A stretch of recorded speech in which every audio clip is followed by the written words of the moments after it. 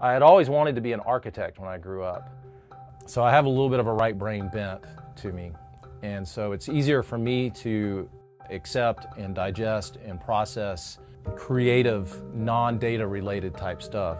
Bryce Blocker is 43 years old, a husband, a dad of 3, and a project manager in the IT department at a nonprofit.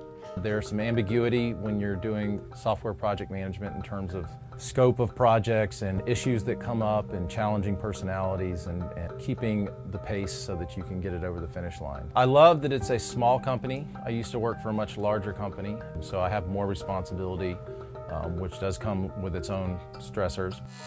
To relieve that stress, Bryce uses woodworking to find balance. Woodworking has been my outlet for several years now. I do it in my home, in my basement, and it's just big enough to work on decent sized projects. When we bought this house, this was one of the reasons we bought it. I got into actually working with wood and working with hand tools, especially, and the tactility of it and the smell of it and the silence of it sometimes was just very comforting. I just finished a dining room table, full-size table, made from old barnwood for a family that had salvaged some material from a family property.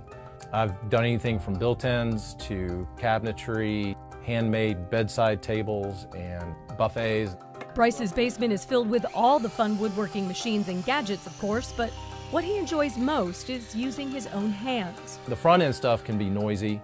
The machines, the blood, sweat, and tears kind of getting to the point where you're not so brutal with everything and then getting to that more refined process. A lot of what I do, or what I enjoy doing when I can, is doing mostly hand cut joinery, hand planing the finish instead of using sandpaper.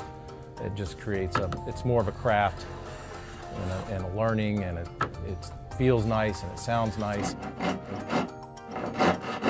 When you're working with hand tools, you're working at a human pace, and you can autocorrect and you can feel it and you can see it and you can hear it and you can kind of tell. His favorite part of the process is the end result. When you finish something and you feel it and it feels the way you want it to feel, and the doors close the way you want them to close, and the drawers open and close and sound the way you want them to do it, that's pretty rewarding. For me, I've always had a need to express the right side of my brain. You know, the desire to make things beautiful, or the desire to appreciate your surroundings, or you know, appreciate a certain perspective. I think I should have been an artist of some sort. Holly Furfer, CNN.